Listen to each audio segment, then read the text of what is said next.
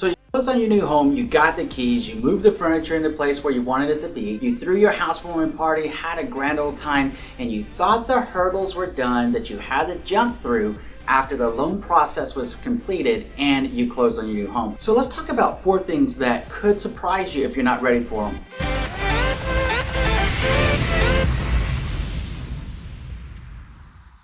My name is Andrew Finney, and my passion is helping you make sense of real estate. If you need help finding a top agent where you live, or if you simply want to drop me a line to say hello, my contact info is below. If you're new here, please go ahead and subscribe to this channel now and like this video. Thank you. All right, my friend, let's take a closer look at this and see what's really going on here. The first surprise is your mortgage will likely be sold. Now, you may already know this. If you really think back on it, in the beginning of your loan process, you had something called a loan estimate when you sat down with your local loan officer. They reviewed it with you and they would have disclosed at that time if they were intended to sell your mortgage or not. If you didn't see it then, you definitely would have seen it at the closing disclosure when you went to the title company and you reviewed your final documentation with the loan officer. It was said, hey, guess what? Your mortgage is going to be sold. So why is that and what happens next, right? So when you get ready to pay your mortgage, it's important to note that you may not be paying it directly to the person that gave you the loan. You might make your first 1 or 2 payments with them, but more than likely you have 45 to 60 days after you've closed to make your first mortgage payment. What is likely to happen during that time is you'll get a letter in the mail. So please don't throw away all the mail that you get. There's a lot of stuff that you're going to get that you don't need as a homeowner. The one thing that you want to keep a sharp eye out for is anything that has something to do with your mortgage or anything that looks like it's from a lending company. You want to go ahead and open it up. Anytime you have any questions whatsoever, what you want to do is you want to call your trusted real estate advisor or call your local loan officer and ask them to help you make sense of what this is. You want to verify that before you start making payments to someone that's probably off in I don't know where, but enjoying a grand old time with your money, but it's not going to your mortgage. So let's make sure that it goes to your mortgage by making sure that you know who you're supposed to be paying your mortgage to. Just realize in the vast majority of cases, mortgage notes are sold and it's something that you need to be prepared for so you can begin on-time payments right away. The second surprise is that your mortgage note could actually be resold again. So what happens when the first person originates your loan, then it goes over to a new bank that you're now paying for your mortgage, and then that bank either collapses, they get bought out, it's a merger or an acquisition going on with that bank, and now somebody else owns your mortgage. Oh my goodness, it could get so confusing. So what will happen if that's the case is you will get another letter in the mail, normally 30 to 60 days in advance, letting you know that, hey, your mortgage note has been sold again, your new mortgage service provider is ABC Bank, and you need to be ready to now start paying your mortgage to them. Again, any questions about that, pick up the phone and call your mortgage service provider to make sure that you know who you're supposed to be paying and that you can make sure that everything's legit. By knowing that these things could happen, it's not designed to scare you, it's designed to prepare you and make sure that you understand the realities of owning a home and what's happening here with your mortgage note. The more you know, the better off you'll be.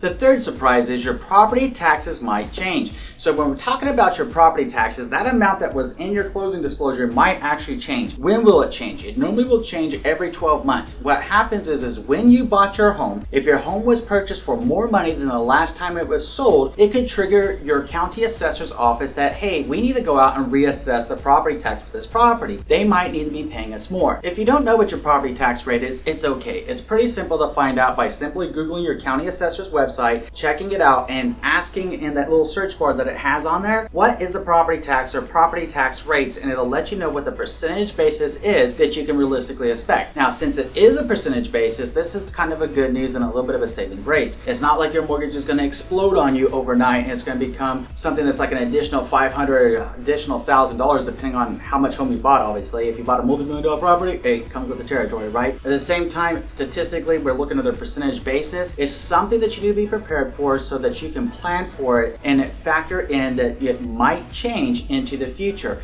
Your property tax is generally reassessed every year. It depends on your county and how it works. For more information about that, simply call your trusted real estate advisor or your loan officer and ask them, hey, do you happen to know whenever property taxes get reassessed in our county? And how does that work, by the way? And what should I plan for? Doing so will better prepare you for success into the future of home ownership and be able to help you prepare a realistic monthly budget of what to expect moving into the future. The fourth surprise is your homeowner insurance company might want to come out for a visit. Now, why would your homeowner's insurance come out for a visit? Do they want to hang out? Do they want to join the housewarming party?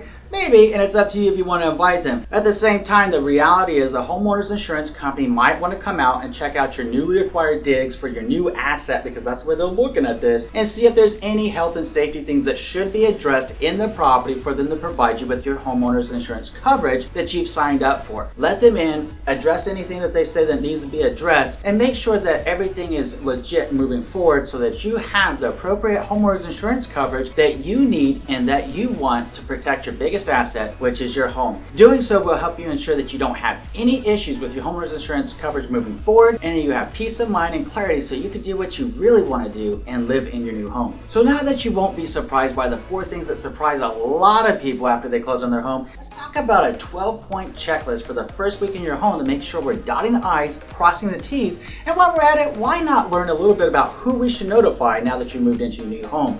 I'm looking forward to chatting with you again. See you soon.